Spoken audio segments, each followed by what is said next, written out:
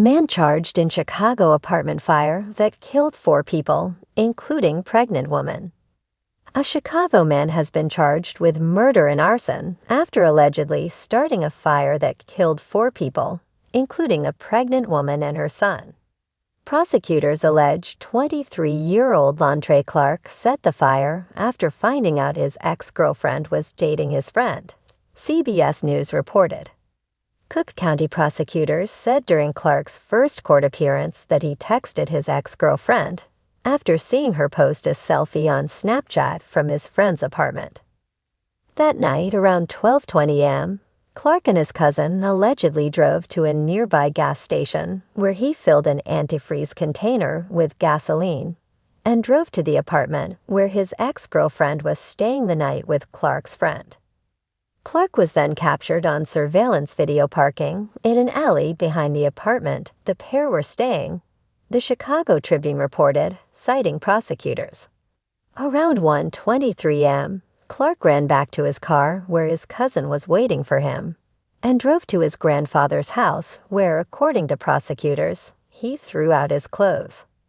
Clark's ex-girlfriend and his friend were able to escape their apartment, but the fire spread throughout the complex, prosecutors said.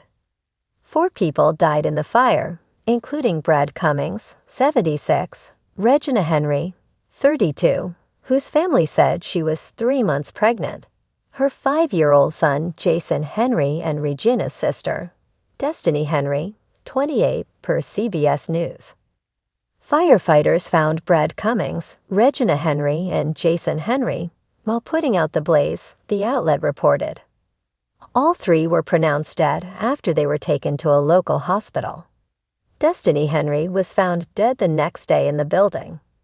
After the fire, 4 other people were taken to the hospital, including Destiny's 4-year-old son Kyle, who is reportedly still in critical condition.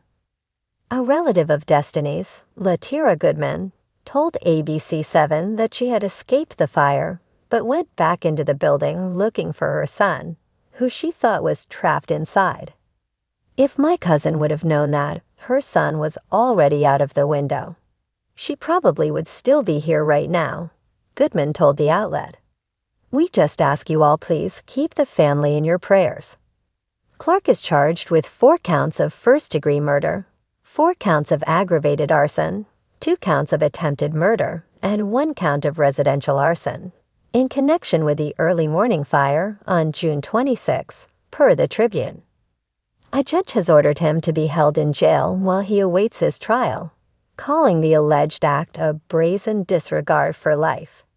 In a devastating turn of events that has gripped Chicago and stunned the nation, authorities today announced that a man has been formally charged in connection with a deadly apartment fire that killed 4 people, including a pregnant woman, in the city's South Side. The tragedy, which occurred just 2 nights ago, has sent shockwaves through the community and left families grieving the unbearable loss of life. The man, identified as 28-year-old Darnell Miles, is now facing 4 counts of first-degree murder, arson, and aggravated arson resulting in bodily harm. According to the Chicago Police Department and the State Attorney's Office, Miles deliberately set fire to a 3rd-floor unit in the Parkview Apartments complex in the Bronzeville neighborhood after an argument with his ex-girlfriend. Authorities say he doused the hallway with gasoline and ignited the blaze, knowing that several people were inside the unit and the surrounding apartments. It was intentional. It was malicious. It was premeditated, said Police Superintendent Larry Snyder during a tense press conference held this morning. 4 innocent lives were taken in an act of cruel vengeance. Among the deceased is a 28-year-old pregnant woman whose unborn child perished alongside her. This is not just a case of arson. It is mass murder. The victims were identified as 28-year-old Destiny Collins, who was 8 months pregnant, her younger brother, 17-year-old Marcus Collins, a family friend, 62-year-old Ernestine Rucker, and 34-year-old neighbor Luis Herrera, who had been trying to help people escape the flames. All were pronounced dead at the scene or shortly after being transported to nearby hospitals. Destiny's unborn child, who was due in August, did not survive. Family members are reeling. "She didn't deserve to die like this," cried Tammy Collins, Destiny and Marcus's mother. She was excited about the baby. She already had a name picked out, Neva. It means heaven spelled backwards. And now they're both gone. All of them are gone. The fire broke out just before 1:30 a.m. Sunday morning.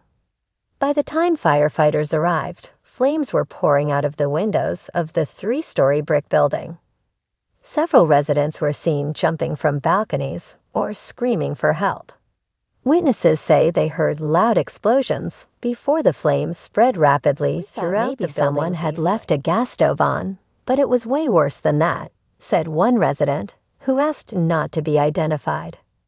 There was fire everywhere, and the smoke, it was so thick you couldn't even see your hands in front of your face. People were screaming, banging on doors. It was chaos. Fire Commissioner Ed Wallace confirmed that investigators quickly determined the fire was suspicious in nature. Surveillance footage captured a man in a hoodie entering the building with a gas can just 20 minutes before the blaze. Additional footage showed him fleeing on foot. Investigators used enhanced video and witness statements to identify Miles, who was arrested late Sunday night at his cousin's home on the west side. Prosecutors say Miles had a history of domestic violence and had recently been served a protection order by Destiny Collins after months of threatening messages and confrontations. In court records obtained by local media, Destiny had written that she feared for her life and her child's safety, describing Miles as unstable and obsessed. She tried to get help. "She did everything she was supposed to do," said Kiana Brown, a friend of Destiny's. "She got the restraining order. She changed her locks. She told everyone she was worried. And still, he found her." Miles appeared in court for a bond hearing earlier today. He stood silently in a gray jail jumpsuit, his face emotionless, as prosecutors laid out the chilling timeline of events. The judge denied bail, calling him a clear and present danger to the community. Outside the courthouse, community members gathered holding candles and signs that read, "Justice for Destiny" and "Protect our women." The mood was somber but defiant. "This is not just about one man's evil actions," said local activist Tamara Green. "This is about the system that failed to protect Destiny even when she asked for help. This is about every woman who's been ignored when she said she was scared." Chicago Mayor Alicia Reynolds also released a statement, offering condolences to the victims' families and promising an internal review of the city's domestic violence response protocols. No family should have to bury a pregnant daughter, a teenage son, a beloved neighbor, all because someone's cries for help were not heard or not acted upon quickly enough, the mayor said. "We owe it to the victims to seek justice and to make changes so this never happens again." As investigators continue to comb through the wreckage and speak with survivors, the community is left to grieve and ask why such a tragedy was allowed to unfold. Funeral arrangements for the victims are currently being made. A memorial vigil is planned for Wednesday night at Harold Washington Park, where friends, family, and community members are expected to gather in remembrance of the lives lost. For Tammy Collins, the pain is still incomprehensible. "I just keep hearing her laugh in my head.